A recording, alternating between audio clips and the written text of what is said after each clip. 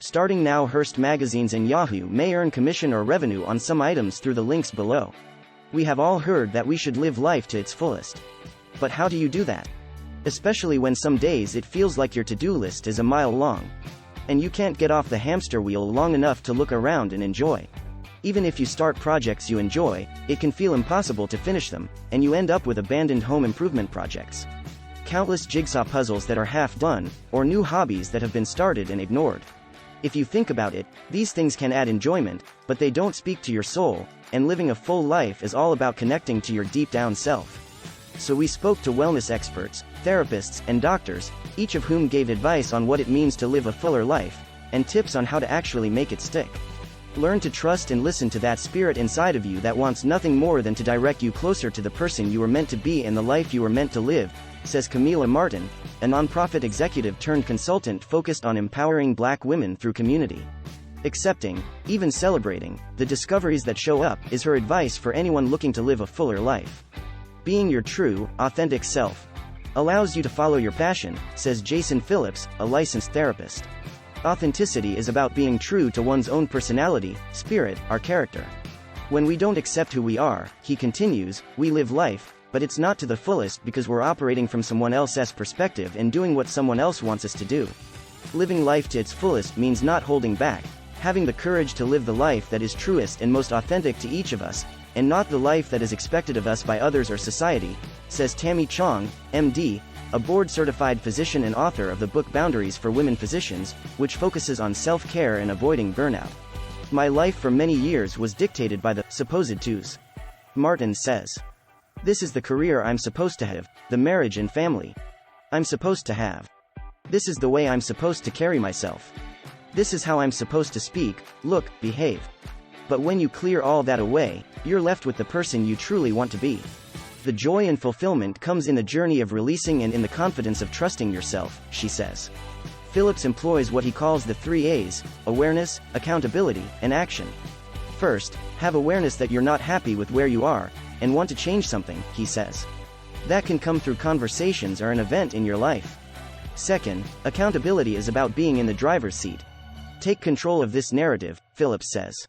Feel like you can control your life. Third, make the change. Maybe that's going to therapy. Maybe that's developing yourself personally. It's whatever you need to do, so that you can now take action and control your life. At the Co-Active Training Institute, Chong learned a technique called future self-visualization. It takes us to meet ourselves years into the future, and to gain the wisdom of our own older, experienced, and wiser inner selves, she explains. Some of the greatest wisdom we have is right there inside of ourselves. Just like getting to know yourself and leaning into your authenticity, letting your inner voice guide you is a way to achieve a fuller life. The experience empowers us to live in a way that is fuller, more in alignment with who we really are, and to give ourselves permission to let go of the shoulds in our lives. So many of us struggle to find our meaning, purpose, and anchor in life, Chong says. Her solution? Uncovering the 3 to 5 core values that make you tick. This might seem easier said than done, but Chong has a few questions that can help you explore. What would you take a stand for?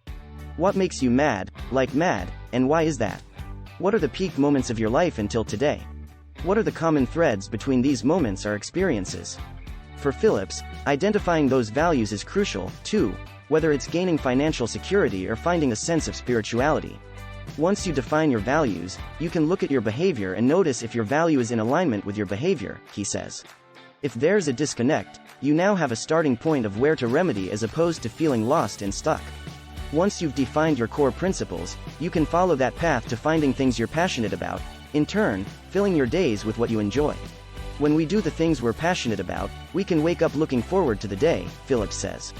For Martin, that was learning photography recently. That gift has blossomed into some incredibly beautiful opportunities, she says. Leaning into this hobby and passion has brought so much unexpected joy and fulfillment. One possible thing to feel passionate about: we are wired to experience joy in the serving and helping of others, Chong says. It's the most natural form of experiencing an emotional high. Giving back can come in a variety of forms, from volunteering your time to donating money. Whatever it is, the cause you choose to support should align with those values you defined earlier. Adding more fulfillment to your life might also mean seeking out connections with those around you. Finding your people, the ones who cheer you on and lift you up on a soul level, is life's work, Martin says. Your community is going to be one of the biggest factors to propel you and your dreams forward, or hold you back.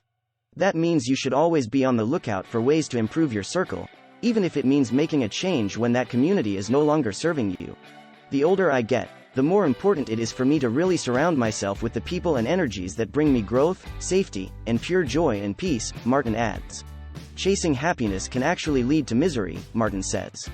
Phillips agrees. Sometimes we may not be happy on the journey to actually becoming who we are or becoming who we want to be. A fuller life doesn't necessarily mean being happy all the time. Rather, it's about being in touch with your inner self and deciding what you need at that moment. Martin suggests letting the happiness come to you instead of doggedly searching for it.